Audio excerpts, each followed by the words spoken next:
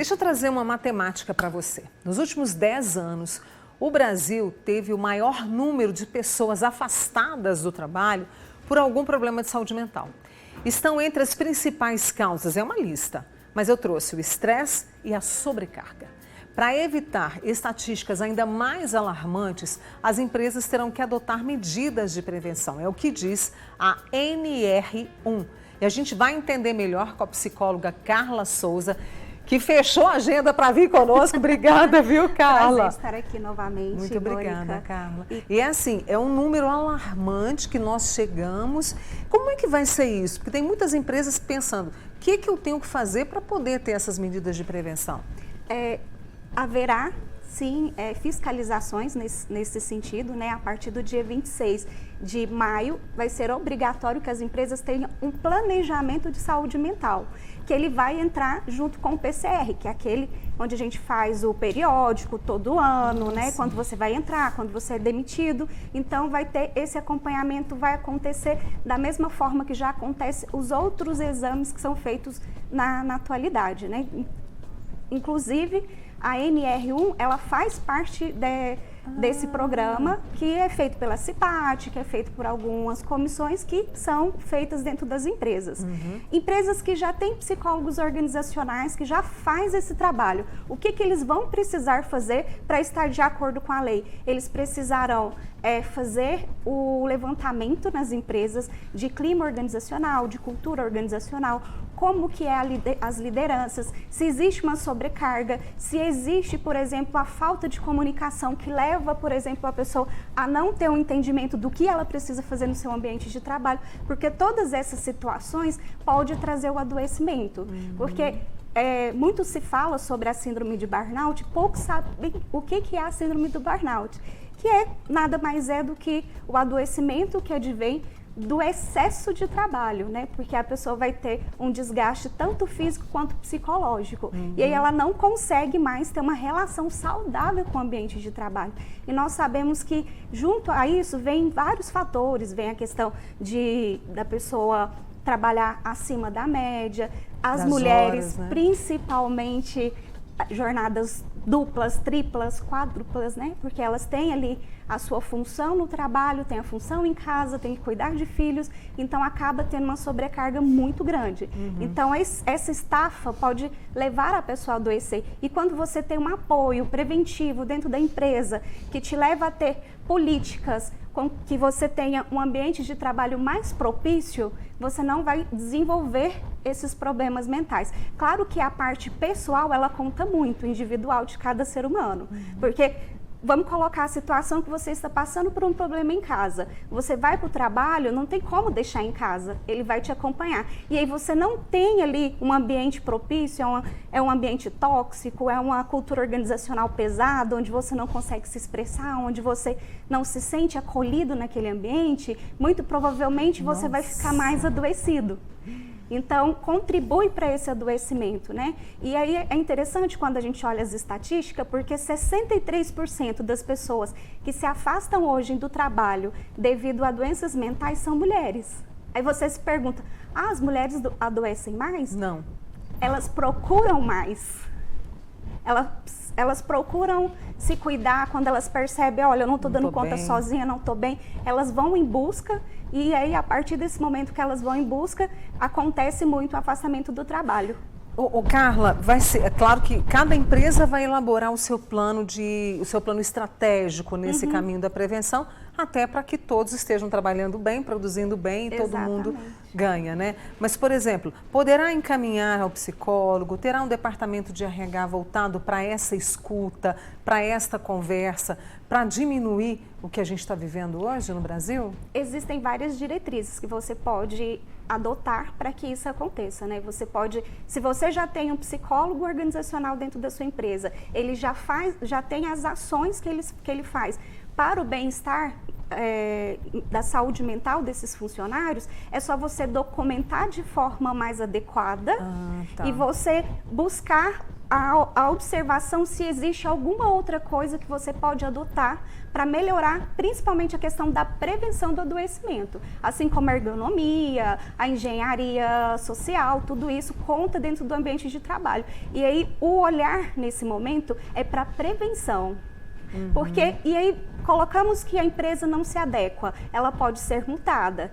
E aí um funcionário vai e processa essa empresa. Por quê? Porque a empresa causou a doença que ele está naquele momento. A empresa vai ter que se responsabilizar. Se ela está resguardada com um planejamento, onde ela prova que é algo que é contínuo, não é só um plano e deixa sem pronto, execução. Né? Não, é algo que vai acontecer o ano todo. O preventivo não é apenas um dia, é o ano todo, é o tempo todo.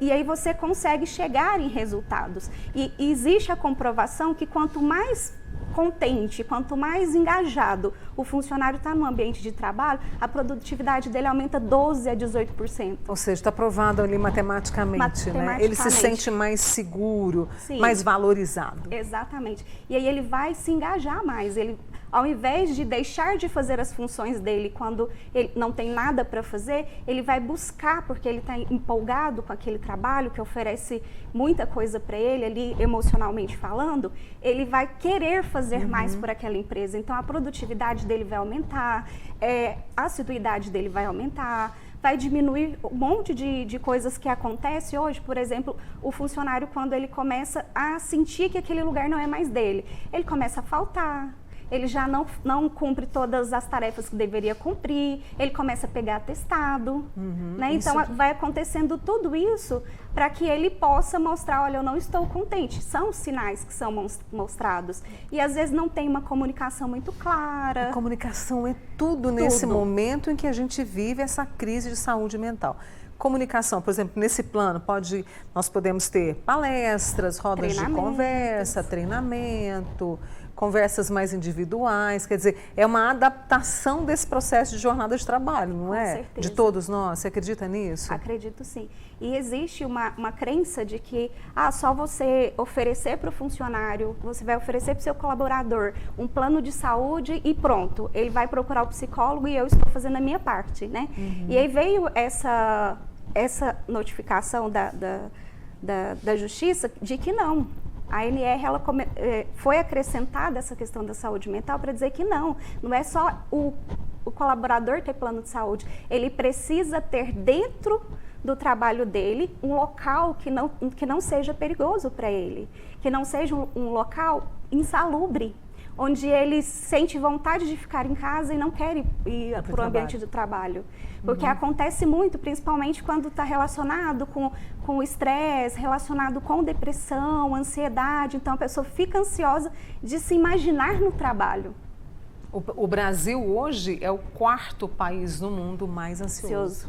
Né? Isso é muito sério. Né? A gente está ali praticamente liderando, né, com os casos de ansiedade. Vamos fazer o seguinte... eu vou fazer uma pausa com a Carla Souza, tá? Que é psicóloga. A gente está falando sobre essa adaptação, essa modificação. Se você tem alguma dúvida, de repente tem uma empresa, é dono de uma empresa, quer saber alguma coisa, tá aí, ó, 99897.000, participe do Você. É você no Você. Agora, olha que... Hoje eu estou com a Carla Souza, que é psicóloga, experiente ali na área de RH, e a gente está falando sobre a crise de saúde mental no país. No ano passado, foram mais de 440 mil afastamentos por causa de algum transtorno mental. Em maio, a gente tem aí, né, o pessoal vai ser obrigado, as empresas serão obrigadas a fornecer, a ter um gerenciamento de riscos e trabalhar a prevenção. Deixa eu trazer aqui a Carol de Beraba, ela queria saber o seguinte: segundo a lei, a empresa deve oferecer algum tratamento para os funcionários que têm mais risco de sofrer algum tipo de transtorno, doença mental. Trabalho com o público e com grande quantidade de pessoas de todo tipo. Você se sobrecarrega com o problema deles, com pressão no trabalho. Enfim, tem algo que a empresa deve oferecer? Com essa lei, essa nova normativa, a empresa ela não é obrigada, mas ela tem responsabilidade sobre qualquer coisa que aconteça dentro da empresa. E com essa norma, existe a sugestão para que eles façam alguns programas para a melhoria da questão da saúde mental e psicossocial.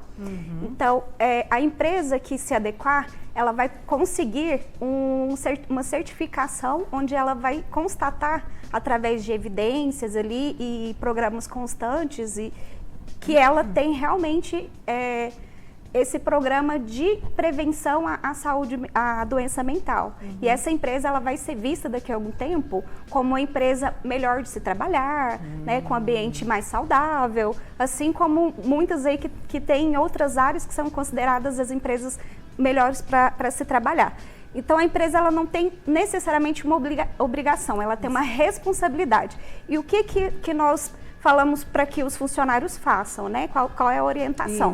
Para buscar o RH da empresa. Se a empresa não tiver um RH, buscar a pessoa que seja responsável diretamente por aquela pessoa.